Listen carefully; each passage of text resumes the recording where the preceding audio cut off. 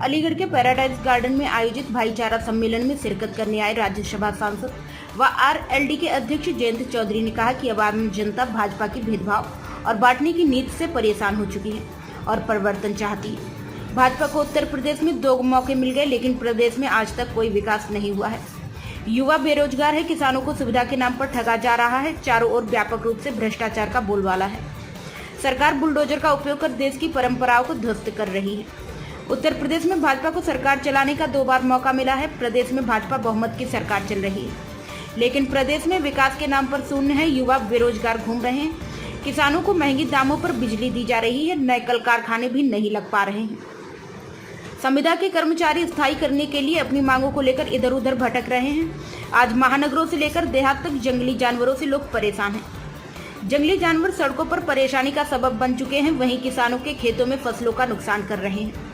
आयुष्मान भारत के नाम पर पिछले दिनों व्यापक घोटाला हुआ है। कुछ ही लोगों के नाम पर काफी बड़ी धनराशि दी गई है। अगर सभी चीज और विभागों को प्राइवेट सेक्टर को दे देंगे तो गरीब आदमी को सबसे बड़ा नुकसान होगा। बुलडोजर नीति से देश आगे नहीं बढ़ सकता है। बुलडोजर का निर्माण प्रतीक होना चाहिए। बुलडोजर का इस्तेमाल कर सरकार देश की परंपरा को ध्वस्त कर रही है। इसके लिए सुप्रीम कोर्ट को सोमोटो संज्ञान लेना चाहिए और सभी राज्यों की सरकार को सख्त आदेश देने चाहिए। मणिपुर नरसंहार की जितनी निंदा की जाए वह कम है। मणिपुर में 2 कम्युनिटी को जिस प्रकार बांटा गया वह काफी व्यथित करने वाली घटना है। आज भी प्रधानमंत्री के सामने कोई मणिपुर को लेकर सवाल करता है तो वह चुप्पी साध जाते हैं। वही मणिपुर की चर्चा में शामिल नहीं होना चाहते और वही कोई जिम्मेदारी नहीं लेना चाहते। पिछले राज्यसभा सत्र इसलिए नहीं चल सका कि हमारी एक मांग थी मणिपुर के मामले में अब जब चर्चा हो तो प्रधानमंत्री एक दिन वहां मौजूद रहे, हमारी बात सुने और सही समझे तो उसका जवाब दें। उसके लिए केंद्र सरकार तैयार नहीं है और सरकार का यह मानना था कि कुछ भी कर लो मणिपुर पर चर्चा नहीं करेंगे। मणिपुर जैसी घटना प्रदेश के उन्नाव और हाथरस में हुई है। उन परिवार को आज तक न्याय नहीं मिल पाया। आज देश की जनता भाजपा के भेदभाव और बांटने की नीति से परेशान हो चुकी है और परिवर्तन चाहती है। हमारा मानना है कि युवाओं और किसानों का देश की राजनीति में और ज्यादा योगदान होना चाहिए। मैं अपने लोगों के साथ हूँ, जो मेरे लोग निर्णय लेंगे मैं वही करूँगा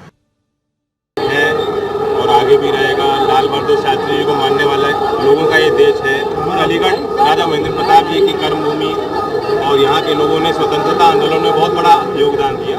उन सारी बातों को लेकर यहाँ भाईचारे का कार्यक्रम, भाईचारा सम्मेलन हमने रखा है और जब तक हमारे आपस ग्रामीण समाज में खास तौर से एकता हम लोग नहीं बनाते, जो जातीयता की भावना निकल के आ रही है और हिंदू मुसलमान के झगड़े आ रहे हैं, इनसे ऊपर उठकर हम विकास की बात करना चाहते हैं। इसलिए आज हमने अलीगढ़ में भाजपा के सांसद द्वारा एक वीडियो उन्होंने जी महिलाओं को आरक्षण देने में आप जो है उन्हें दबा के वोट कर सकते हैं, लेकिन महिलाओं के जब तक आप इज्जत खुद नहीं करेंगे तो खराब संकेत था। उससे बहुत बुरा मैसेज दिया है। वो वीडियो मैंने भी देखी है। जितनी आलोचना की जाए कब सार्वजनिक जीवन में तो और ज़्यादा केयरफुल होना चाहिए किस तरह का व्यवहार आप करते हैं। अब आगे रणनीति क्या रहेगी आपकी? रणनीति में साफ है, मैं अपने लोगों के साथ हूँ। मेरे लोग जो भी फैसला लेना चाहेंगे उसके साथ वो चाहते हैं। अभी हम जो देश में किसान हैं, जो खेती कर रहे हैं और जो नौजवान हैं, उनका वर्चस्व आगे बढ़ाने की कोशिश करें, उनको राजनीति में और उनकी दखल बढ़े और उनकी ताकत बढ़े। और जो लोग झगड़े और फसाद की बात कर रहे हैं, खासतौर से बीजेपी की एक रणनीति रहती है, सरकार चला रहे हैं, उससे लोग थक गए, उठ चुके हैं। तो परिवर्तन चाहते हैं और उनके कहने पे मैं इंडिया में शामिल हुआ, क्योंकि मेरे लोगों से, कार्यकर्ताओं से सीधा संवाद होता रहता है। कार्यकर्ताओं की यही भावना थी कि जिस रास्ते पे हम चल रहे हैं उस रास्ते पे और तेजी से चला जाए और मेहनत की। जनता किस तरह के परिवर्तन चाहती है इस बार?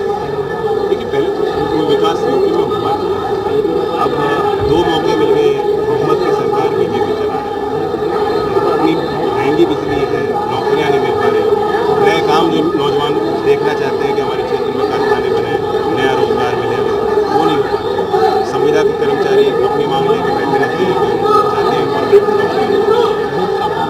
आउटसोर्सिंग की प्रथा पे भी कोई रोक या प्रतिबंध सरकार लेना और जंगली जानवरों से लोग तंग हैं, परेशान हैं। सड़क में तो है, जब वो खेतों में घुस जाते हैं तो किसानों का बड़ा नुकसान होता है। आयुष्मान भारत के कार्ड बनाए जा रहे हैं और उसमें 6 लोगों का नाम बताकर कहा जा रहा है कि 6-10 सदस्य होंगे तभी उनका कार्ड बनेगा। देखिए, बहुत बड़ा भ्रष्टाचार भी अभी उजागर हुआ आयुष्मान भारत में, क्योंकि ये पाया गया कि कुछ ही नंबर ऐसे हैं जिनके खातों में बहुत बड़ी रकम भेजी गई और उन्होंने निकाली। जब टेक्नोलॉजी आ गई तो ये चीज़ें नहीं होनी चाहिए, सरकार को उसमें दुरुस्त व्यवस्थाएं बनानी चाहिए। और मैं ये मानता हूँ कि सबसे बड़ा खर्चा ग्रामीण क्षेत्र में आज भी परिवारों का स्वास्थ्य को लेकर है। हमें सिर्फ इंश्योरेंस स्कीम को बढ़ावा न देकर PSC, CSC का नेटवर्क, सरकारी अस्पतालों का नेटवर्क, उनमें व्यवस्थाओं में सुधार लेने के लिए निवेश करना चाहिए।